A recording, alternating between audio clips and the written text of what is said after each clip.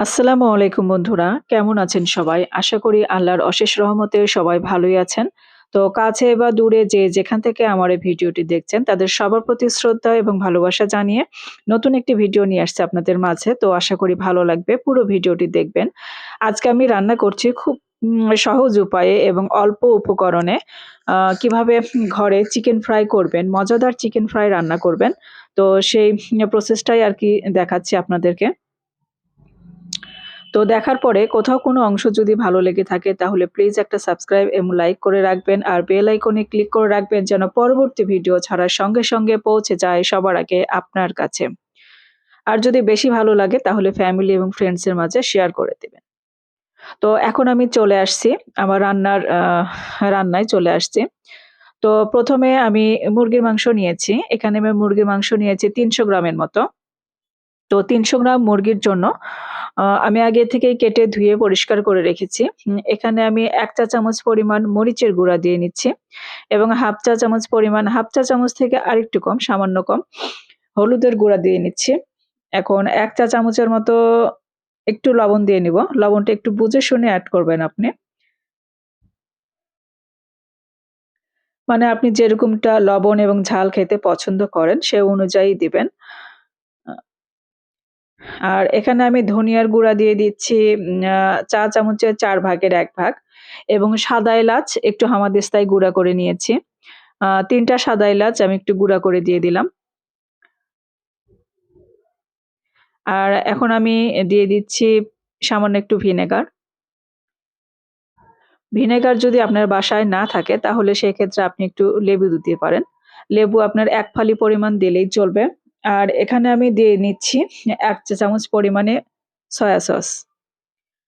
আর আদা, জিরা এবং রসুন একসঙ্গে যে বেটে রাখি সেখান থেকে আমি দিয়ে দিচ্ছি ১.৫ চা চামচ পরিমাণে। এখন এই সমস্ত উপকরণগুলো আমি একসঙ্গে ভালো করে মাখিয়ে নিব। তো দেখতে পাচ্ছেন আমি কিন্তু একসঙ্গে ভালো করে মাখিয়ে নিচ্ছি এগুলো। মাখিয়ে আমি একটু মেরিনেট করে রাখবো ০.৫ ঘন্টা সময়ের জন্য এবং ০.৫ ঘন্টা পরে আমি ফিরে আসছি। ০.৫ ঘন্টা পরে দেখতে পাবেন আমি কি দিয়ে আবার দিচ্ছি। এখন দিয়ে দিচ্ছি আমি একটা ডিম। একটা ডিম আমি দিয়ে নিচ্ছি।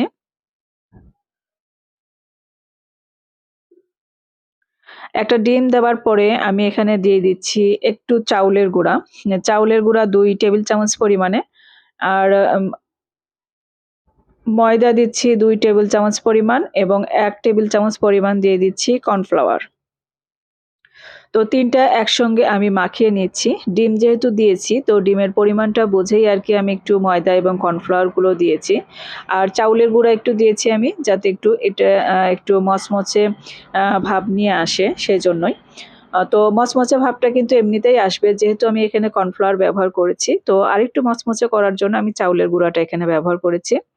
আর এখন আমি দিয়ে দিচ্ছি গোলমরিচের গুঁড়া। আপনারা ৮ থেকে ১০ টা গোলমরিচের গুঁড়া গোলমরিচ একটু গুঁড়া করে নিয়েছি। তারপরে সেটা দিয়ে দিলাম।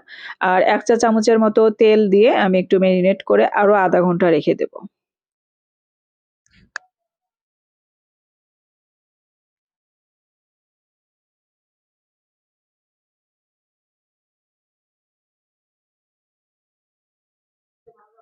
তো ০.৫ ঘন্টা পরে আমি কিন্তু চুলায় পরিমাণ মতো তেল দিয়ে নিয়েছি এবং তেল দেওয়ার পরে আমি কিন্তু অল্প আঁচে মিডিয়াম আঁচে কিন্তু আমি চিকেনটা ফ্রাই করে নেব। তো এইভাবে সহজ উপায়ে এবং ঘরোয়া কিছু মসলায় আপনারা যদি এইভাবে চিকেন ফ্রাই বাচ্চাদেরকে বানিয়ে খাওয়াতে পারেন, তাহলে কিন্তু বাচ্চারা রেস্টুরেন্টে যাওয়ার কথা ভুলেই যাবে। বারবারই এভাবে কিন্তু বাসায় রান্না করে ওরা খেতে চাইবে চিকেন ফ্রাই। তো আমরা বাইরের খাবার কম খেয়ে যদি বাসায় এভাবে রান্না করে বাচ্চাদেরকে স্বাস্থ্যসম্মতভাবে খাওয়াতে পারি, তাহলে কিন্তু মন্দ হয় না।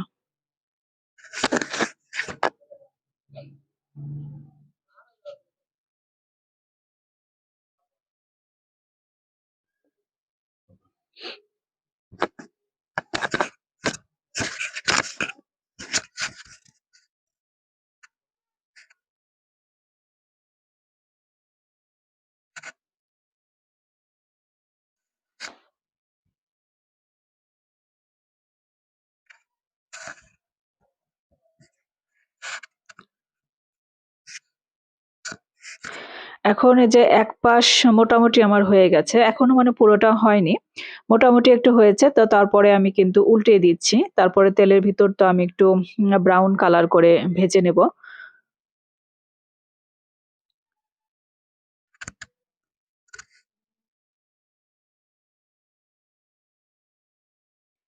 আসলে আমার এই চ্যানেলটা নতুন খুলেছি। কিন্তু নতুন খোলার পরও আপনাদের অনুপ্রেরণা এবং ভালোবাসা যেভাবে পাচ্ছি আমি, তো আমার এই নতুন চ্যানেলটা কিন্তু একটু, একটু করে এগিয়ে যাচ্ছে আপনাদের অনুপ্রেরণা এবং ভালোবাসায়, আপনাদের সাপোর্টে। তো আপনারা আমাকে সাপোর্ট করবেন। আপনাদের সাপোর্ট এবং উৎসাহ আর এই সুন্দর, সুন্দর কমেন্টগুলো কিন্তু আমাকে মনে অনেক উৎসাহ যোগায় নতুন, নতুন ভিডিও নিয়ে আসার জন্য। আর যদি ভিডিওতে কোনো লাইক, কমেন্ট না থাকে তাহলে কিন্তু আসলে মনটা ভেঙে যায়। যে হয়তো আমার এই রেসিপিগুলো আপনাদের কাছে পছন্দ হচ্ছে না বা হ্যাঁ, কেমন লাগছে জানি না। তো যাই হোক মন থেকে আরকি অতটা উৎসাহ হয় না। তো আপনাদের যখন সাবস্ক্রাইব পায়, যখন লাইক পায় তখন কিন্তু অনেক উৎসাহ হয় মনের ভিতরে নতুন, নতুন ভিডিও নিয়ে আসার জন্য।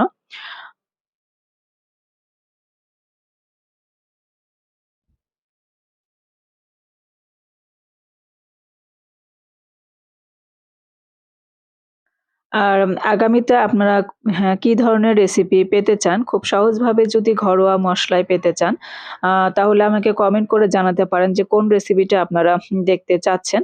তো অবশ্যই আমি চেষ্টা করব আপনাদের পছন্দের সেই রেসিপিটা দেখানোর জন্য।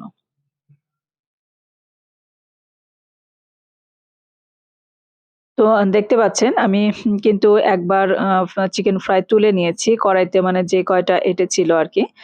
৭-৮ টার মতো হয়েছে। আমি একটু চিকেন ফ্রাই গুলো ছোট, ছোট সাইজ করে নিয়েছি। যেন এর ভিতরে ঝাল এবং মসলা, লবণ হ্যাঁ, ঠিকমতো যেতে পারে। তো আপনারা ইচ্ছে করলে একটু মাংসের টুকরাটাকে বড়ও করতে পারেন। আপনাদের পছন্দ মতো শেপটা দিয়ে নেবেন। তো দেখতে পাচ্ছেন আমার এই যে 2nd কড়াইতে মানে ২য় রাউন্ডে আমি যে কড়াইটা দিয়েছিলাম, কড়াইয়ের ভিতরে চিকেন ফ্রাই গুলো সেগুলো আমি তুলে নিচ্ছি। তো এই যে সবগুলো চিকেন ফ্রাই কিন্তু আমার ভাজা হয়ে গেছে। এই যে দেখতে পাচ্ছেন। আর আমি একটু দেখানোর চেষ্টা করছি যে দেখতে পাচ্ছেন কেমন একটু মচমচে হয়েছে। তো এরকম কালার করে আমি নামিয়েছি এবং খেতেও কিন্তু দুর্দান্ত স্বাদের হয়েছে। খাওয়ার পরেই কিন্তু আমি ভয়েসটা দিচ্ছি আপনাদের কাছে। তো সবাই ভালো থাকবেন, সুস্থ থাকবেন আর এইরকম মজার, মজার রান্না করে খাবেন এবং কমেন্ট করে জানাতে ভুলবেন না কেমন লাগলো এই রেসিপিটি আপনাদের কাছে।